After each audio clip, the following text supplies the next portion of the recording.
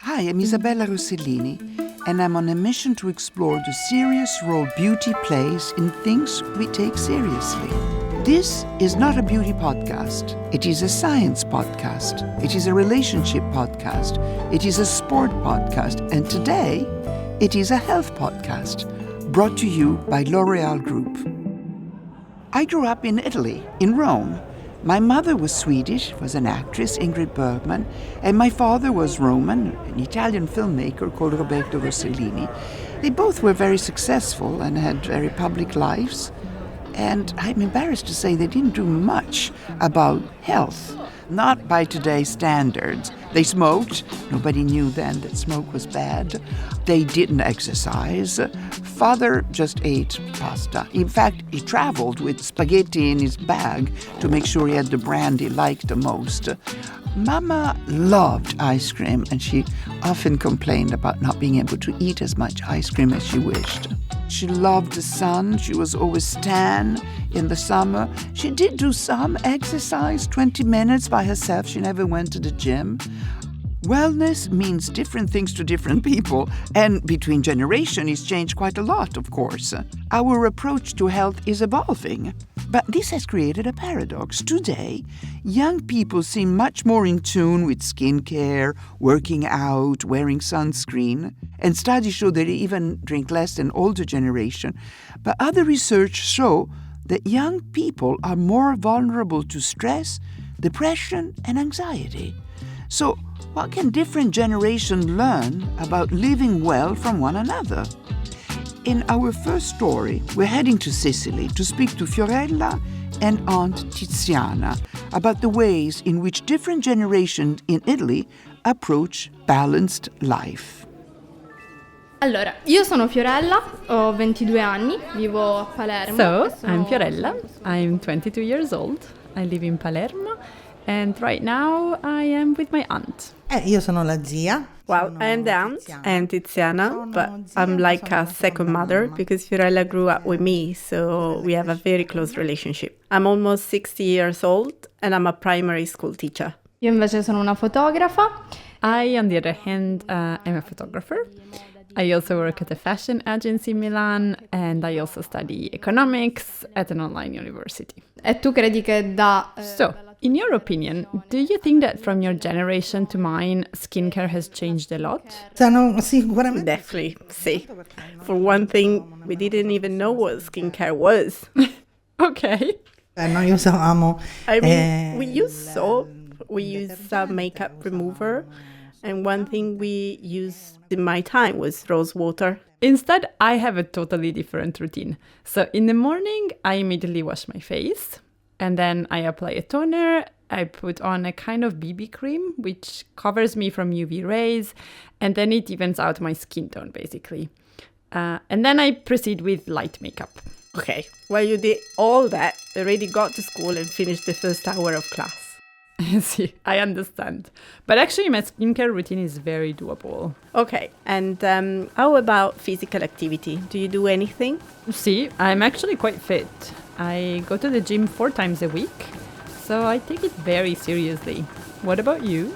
No. Physical activity, not that much. I should go for a walk more regularly. But were you never encouraged by, for example, your parents to play sports? See, as a child, I played volleyball, but only for a short period. I set aside sport because in the 80s, we study a lot from books. Now, with a click, you just use artificial intelligence and have a lesson ready in 30 seconds. So you have more time to dedicate to physical activity. I actually believe that physical activity is just as important as studying. So I think it's simply a matter of organizing your day properly. Questa generazione noi abbiamo la FOMO, purtroppo la FOMO sai cos'è? Unfortunately for our generation, we have FOMO. No. Do you know what FOMO is? No, explain to me what FOMO is because I thought it was a slip of the tongue. No. FOMO simply stands for us, for our generation, it's the fear of missing out on something. But do you live in constant anxiety like that? See, we live in constant anxiety. While for you, maybe spending an entire afternoon just studying was productive. For us, it's not, simply because if I'm studying, then I'm not training. No. Besides studying, we also had dolce far nulla, the sweetness of doing nothing, which now... It doesn't exist. It just doesn't Exactly. exist. You don't take it into consideration anymore, but really the time to reflect, time to do absolutely nothing. To be bored. But it's not a boredom that causes a crisis, it's a boredom that you enjoy. And then, of course, I'm talking about the 80s and the 90s.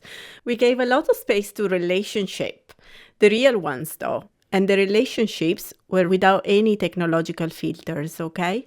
Io ho visto qualche sera fa A few nights ago, I saw two young people in a beautiful area by the sea who, instead of enjoying the sunset, each of them was chatting on social media to let everyone know that at that moment where they were and what they were doing. They were missing the magical moment. They didn't enjoy it. Psychologically, I consider myself a resolved person, but I understand that my age is different.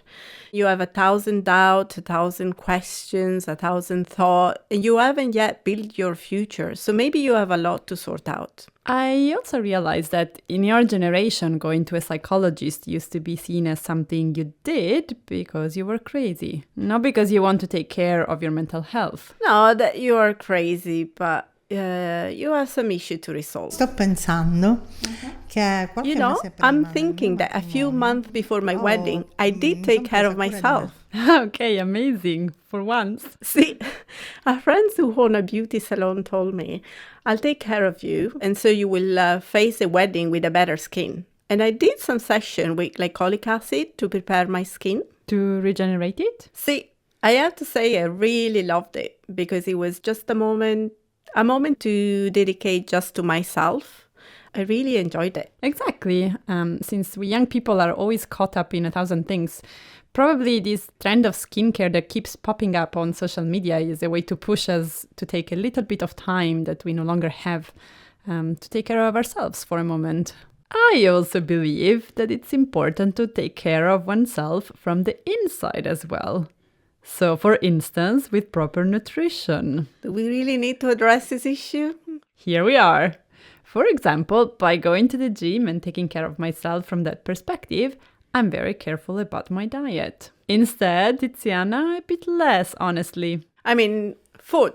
When you have a busy day, it becomes a form of gratification, particularly sweets, ice creams, and everything that really makes you feel good. How were you raised? You were born in a small town, not even in a big city. In families, there wasn't a focus on nutrition, and also the way of cooking was much heavier. In the 80s and 90s, Sunday lunches were royal lunches. Because it was a shared moment. It was a convivial moment, right? When you would sit for hours because your mom would serve you baked pasta, casseroles, rolls, roasted meat, desserts. And fruit? Fruit at the end to cleanse? Fruit at the end, sì. Then coffee and a mazza caffè. What's an ammazza caffè? A modified coffee, let's say, with few drops of alcohol. Quindi quanto So duravano? how long did these meals actually last? Vabbè, duravano, sì. Oh, lunches could last 3 or 4 hours. Now meals are more grab and go. Even Sunday meals aren't the same anymore. More relaxed, perhaps? Not more relaxed, but quicker. I mean, we eat, then everyone has commitment, but before we used to share, and the table was communal. It was an important moment where everything was discussed, No cell phones, because they didn't exist. and no one would dare to call families at lunch or dinner time. Many things have changed. It's a new way of living. Sure. And in my generation, we go for Greek yogurt, dark chocolate with at least 90% cocoa, careful with sugar, cane sugar is worse, is less bad, I don't know. Everything has become a trend now, as well as all the gym videos, how to get the best glutes, how to get the best biceps. We also have this anxiety about food. Unfortunately, in my opinion, social media has had both a positive and a negative impact here. Allora, io penso... So, I have a question for you. When do you rest?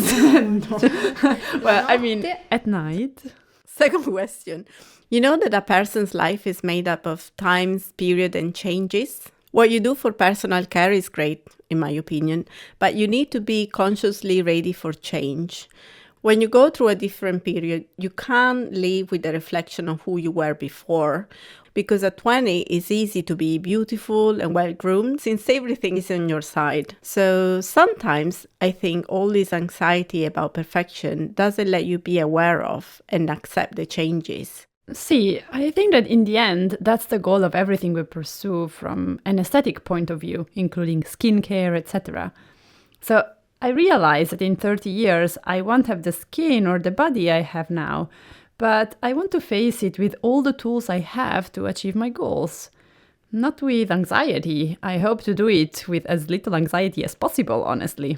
I mean, what does having a good life mean to you? Feeling good about yourself while having a real perception of things. Because in the end, you can make a big mistake if you don't enjoy who you are at that moment. Perfection doesn't exist. Quindi la cosa bella invece è So prendere the ciò che beautiful veramente thing ti is piace, that is to take what you truly like, make it yours and enjoy it. Because if you compare yourself to others, you win once and you will lose 5 times. no?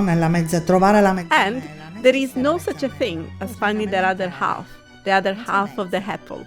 You are a whole apple and you are not incomplete and you don't need to search the other half. Today, you are much freer to do so, and it seems to me a fundamental right of the person. See, Tiziana and Fiorella have really lived the same differences I lived with my mother. And it amuses me that Tiziana is worried about wasting too much time preparing herself or putting cream. But then also she talks about il dolce far niente. Il dolce far niente means the sweet of doing nothing, which is, according to her, a science that is lost, which was something that in Italy we did with conviviality, being together, taking a walk in the piazzas at the end of the day. And nowadays everybody is communicating through social media or in the internet and less personal relationships. But it's interesting to see that this problem of taking care of yourself changes from generation to the others. But our desire to protect our skin goes back thousands of years, to ancient Egypt even, where early skincare methods included bathing in olive oil and milk. The legend says that Queen Cleopatra bathed in sour donkey milk to reduce her wrinkle. And historians say that it took 700 lactating donkey to supply her with the milk. Can you imagine? We have evolved. Luckily, nowadays we have other methods to help take care of our skin that are a bit more efficient, as our producer Gigi found out. When you ask people, what do you think about skincare? It's just like, I don't know what to use. Even my mom, she's like 81, she loves skincare. She's like, I don't know what to use. I'm like, how can you not know what to use by now? I was like, Mom, you've spent so much money on your skincare. I was like, but I think it's just because there's a lot of confusion out there. I'm Guive Balooch. I run augmented beauty and open innovation for L'Oréal Research, and I'm in Paris. I know that many of us are just like Guive's mom, including me. With so many options, it's a struggle to figure out what is exactly right for our skin. Luckily, Guive's team has been busy creating a new machine that can help. So the way Cell Bioprint works is that if you go to a counter, they take a little tape strip of your skin, they put it inside a little cartridge that has some buffer, some solution into it, which dissolves all of it except the proteins. You then just drop one drop onto a little chip. You enter the chip into a tabletop device. It's a very small kind of square device.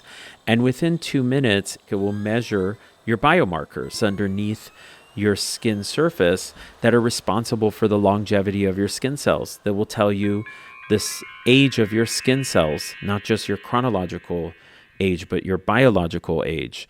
It will predict the future of your skin and tell you what are some areas you should focus on that are based on something you can't see today, but will be a potential challenge in the future. And it will also tell you areas you don't need to focus on, which is also important because we can't do everything. It can even tell you what type of products your skin would benefit from or not. So you can find out in minutes what often takes weeks of trial and error, which can be the case when we're experimenting with something like retinol, for example, or Proxylane, or other anti-aging ingredients. Plus, giving people an understanding of their biological age helps them understand how well their cells are working compared to how old they are. So for example, I'm 45 years old. I did the test. My biological age is 43, so that's good news. I have 2 years. I was very happy. But it tells me about what I can think about in terms of products and routines that can help me continue to keep that age lower than my actual chronological age. And that's really important too, because it's more proactive rather than reactive. Cell Bioprint will tell me not only where I am today, but where I could be tomorrow in things like dryness and wrinkles and fine lines. So it's really a game changer when it comes to taking the guessing game out of, skincare choices today. And with different ingredients being pushed by influencers on social media all the time, it can feel like we have so much information, or even misinformation, but no actual answers. And I think if we can just look at a parallel to health, today we understand what's happening with our health, and then we're given the right prescription for what we need. It's very individual. Today we have this fantastic revolution of digital, but it's giving us so much information. What's the right product for me is all I want to know. And I think biology, in my opinion, is the solution to decoding individuals' skincare routines. By knowing what my skin cells are like, I can choose the right ingredient. I can focus on the right challenge. And I think this type of tool will hopefully enable that in the future. That makes sense, especially seeing as Guive and his team were inspired by the world of health diagnostics. We had been seeing the last 10 years kind of this boom of 23andMe and all these kind of diagnostics that are out there. You kind of spit in a tube or you send your sample to a lab, and then within a week you get ancestry information, you get information about your health and nutrition, diet. But there's a need for the skincare part. And what we recognize is the fact that in our industry, people are very much in a mode of wanting to know the answer quickly so they can get the right product. So we went and we found this kind of startup called Nano&Tech that came from Korea. CEO of the company came from MIT and he moved back to Korea, started this startup where his company basically builds these small machines using what's called a lab on a chip, which is doing everything that you would do in a lab on a little chip very quickly. And we were like, wow, you're using that for health, but we could totally use that for skin. But what's really unique about Cell Bioprint is the fact that you could just go to a point of sale and get the measurement in like 3 minutes. I like this one, I have to say. It's a cool one. I was like, I want to try first when they first brought it. But although I keep telling my team, I'm like, try everything. I have all our products in the house. And it's good also to have your friends. And this one, for example, my wife is obsessed with it. She was like, I want to know my biological age. I think all of us want to know. Right? I bet your dinner parties are really fun. Everyone gets all the kits out. Yeah. Oddly enough, you realize how big the beauty market is when almost every conversation at dinner these days somehow falls on beauty at some point. Whether it's skincare or so many people are like, so tell me, what's the new gadget you have? Sounds cool, right? I want to try it. And soon, Guive told me, I'll be able to. At Lancome beauty counters, and eventually other skincare brand counters too. And one day, maybe even for my own home. And even though this technology is all about skincare, I wondered if Guive sees more men being interested in the research he does and the gadgets he creates because of the intersections between tech, science, and health. We already do see more and more men interested in taking care of their skin. And I think that the more we can provide people real actionable and science-driven information, I think it's also a way to recruit more men. This is where I think things like longevity and, wellness, and it's a genderless issue today. It's an issue of all of our world today. So I do think that Cell Bioprint is probably one of the ways we can get more men. You've mentioned longevity a few times. What do you mean by that? Well, for me, longevity is really about living better, not just living longer. And I think living better and healthier is a revolution today when it comes to the health industry. So what does that mean for beauty? At the minimum, we have to protect our skin and to take care of it because there are many things that could arise that really are a health concern. We've been working a lot on kind of reactive treatments and not preventive care. And I think longevity is providing people information that can help them have preventative actions. This kind of democratization, thanks to individual measurements, will be the future. So I think living better is really a revolution today, and it's also very relevant in beauty. Skin is very telling. It can be an indicator of our overall health in both body and mind. Dark patches in the skin can be a sign of diabetes. And recent studies suggest a link between the gut microbiome and the health of our skin. Even when we are stressed, our skin reveals it, from rosacea to eczema. Managing stress is important. Meditation can be effective. I sometimes use it, but not as much as David Lynch would have wished. David Lynch, of course, is the filmmaker who recently died, and he was my partner, and I worked with him for many years. And he was devoted to transcendental meditation. He even opened a foundation to promote meditations. David meditated regularly, 20 minutes in the morning and 20 minutes in the evening. I remember once I was in a plane. There was turbulence. There was announcement. And I said, David, how can you meditate with all this mess? But he stayed with his eyes closed and he continued to meditate, separated himself from what was around him. Sometimes he insisted that I should meditate more. And I would say, oh, come on, David, I'm Italian. I already have the Pope. I cannot add another spiritual activity. But he would say to me, meditation has nothing to do with religion or rosary. It is a discipline. It is your mental health.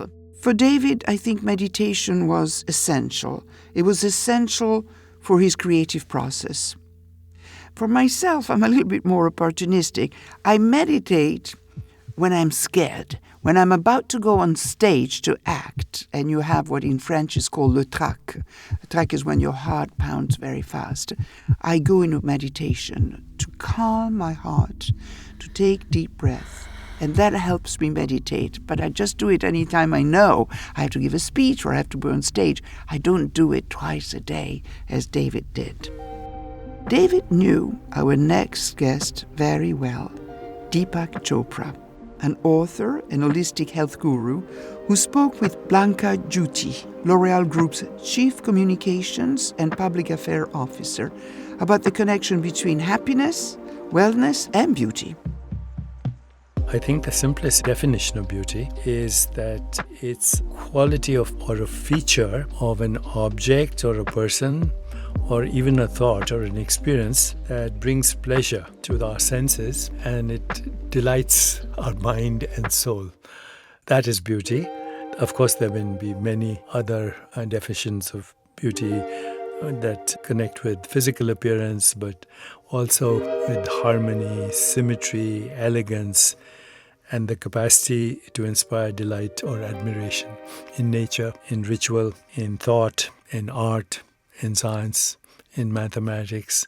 So ever since the dawn of human civilization, even prehistoric times, beauty has played a very dominant role. Many people fear getting old, and they fear, of course, losing their health, but also losing their beauty. What do you think about longevity? So longevity is different from health span. People are definitely living longer today than ever before. And that's because lowered infant mortality, vaccination, better nutrition, better living conditions, many factors. So people are living longer. Unfortunately, once they get close to 80 or so, even if they're physically okay, they start to have mental decline. Once that starts, then physical disability and also what we call the decrepitude of old age begins to come. But today there's something new that is being defined, and that's called health span, which means you enjoy physical well-being, emotional well-being, mental well-being, and you're very comfortable with the idea of growing old as a natural phenomenon that has a season. Just like we have seasons in every year. You have spring, you have autumn, you have winter, you have summer. So life has those experiences too. You have youth, you have teenage years, You have young and adult, then you have the mature adult, then you have the even more mature old adult. And all these are beautiful seasons because they are, every season is appropriate for its time and it's very joyful for its time. If you age gracefully, then you radiate an inner beauty that is very striking in old people. You see the wisdom of age and experience, but you also see a kind of vitality and vigor and almost a youthful buoyancy, no matter how old the person is. And that is called graceful health span. And beauty is a great expression of it. So if you engage in self-care over an entire lifetime, actually you can have a sparkling beauty in old age that the intoxication of youth cannot compete with. I think it's true. Sometimes I look at some older people and I think they're amazing. You talked to me once about 4 pillars. Let's talk about these 4 pillars and what they are. The 4 pillars of well-being are the experience of a joyful, energetic body, a loving, compassionate heart, a clear, reflective, creative mind, and most importantly, lightness of spirit, lightness of being, light as a feather. There is no anticipation, there is no regret, there is the beauty of presence. If you have these 4 experiences, you are probably extremely good health. So actually one can evaluate. Every day I get up, I ask myself, okay, as a body, on a scale of 1 to 10, how joyful and energetic it is. On a scale of 1 to 10, how emotionally well is my heart with love, compassion. Scale of 10, how is my mind? And scale of 1 to 10, how is my spirit? If I can say even intuitively 8, 9 or 10, I'm thriving, I'm flourishing. If I'm saying 6 or 7, there's some issue. Maybe I'm having an argument with my wife or a significant other, or maybe I'm worried about my kids, or maybe my boss is, being rude to me. Something is happening. And if you score less than 5, you're suffering. There's something radically wrong with your health. And somehow we forget that, the connection of mens sana in corpore sano. We forget that our well-being depends also on listening to these other facets of ourselves, our body and our spirit and our emotional well-being. Yeah, and also being comfortable with our imperfections, with our ambiguities, contradictions, and paradoxes. That is actually what makes a person interesting and graceful and beautiful. Because if they're trying constantly to be perfect, then you can see it's all artificial. Exactly. Oh, that's very cool. I work for a beauty company, and I'd love to hear from you what you think the beauty industry needs to focus on. I think beauty industry needs to focus on many things right now. Firstly, enhancing the self-esteem of those who are engaged with your products and young people. Because young people, particularly teens, frequently confuse self-esteem with self-image. So self-image is dependent on other people's evaluations. It's like a selfie. How many likes do you get and how many dislikes do you get? And that determines your mood, or how you feel, body, mind, and spirit. That's self-image. Self-esteem actually is being totally comfortable with yourself, in your body, in your mind, and in your spirit, and in your heart, with all the contradictions and ambiguities. So that makes a person very interesting, because a person who has no contradiction or no blemishes can't be that interesting. It's like a mannequin in a fashion window. True beauty is not to look like a mannequin. These days you can look like a mannequin just by, do photoshopping and all this stuff with AI and art. But true self-esteem shines as beauty and grace. But as a beauty company, I think it's very also important to pay attention to the rituals that go with beauty. Because throughout history, beauty rituals have been practiced, serving as acts of self-care, empowerment, community bonding. And these rituals, if you look across cultures, they range from hair braiding to skin adornment, and they carry very deep cultural, spiritual, and personal meanings. And they also foster identity, they foster mindfulness, nurture intentionality by engaging mind and body in a structured and meaningful way. But you know what I find interesting now is that when I look at this longevity or wellness industry developing, we see a lot of men pursuing it. And for me, there's a positive thing in that. They start to be interested and connect the body with their mind and their spirit. In a way, yes. In another way, no. Because the longevity pursuit of men is all biohacking. Take this supplement, do this exercise, lift weights. It's a very reductionist way. Whereas true self-care is quite different. I need to take care of my skin. I need to take care of my emotions. I need to take care of my children. It's all about nurturing. That is much more effective self-care than what we're seeing today with injections and hormones and, biohacking and all that. I think you're right, because what they are probably forgetting, I mean, there's nothing wrong with looking at the science and how we can improve our health span, but the social dimension of life is so important for our wellness, our connectedness. Yes, and biological rhythms, which are very important. And if you want to take care of them, first of all, try and sleep at night at time, but a lot of people can't do that, or when you're traveling, it becomes difficult. Taking a little walk barefoot on the beach or on grass or in a park, or if you're fortunate, taking what the Japanese call a forest bath, where you walk barefoot among the trees for a short period of time. It's a perfect way to restore your biological rhythms, circadian rhythms, and self-regulation at the same time. And finally, I would say flexibility in consciousness, which means that if things don't go your way, just let it go. Detach from the outcome, because there's always a better opportunity, even in times of adversity. If you reframe adversity as an opportunity, your life will be more flexible. Flexibility of attitude, more or less. And most important, make joy the only purpose of life. Joy should be the only measure of success. If you don't have joy and you have everything else, you wasted your life. Well, longevity and the idea of not living longer but better. I lived longer than my parents. My dad died when he was 71. My mom died when she was 67, and now I am 73. It's a little shocking to me that I lived longer than them, and I'm still very healthy.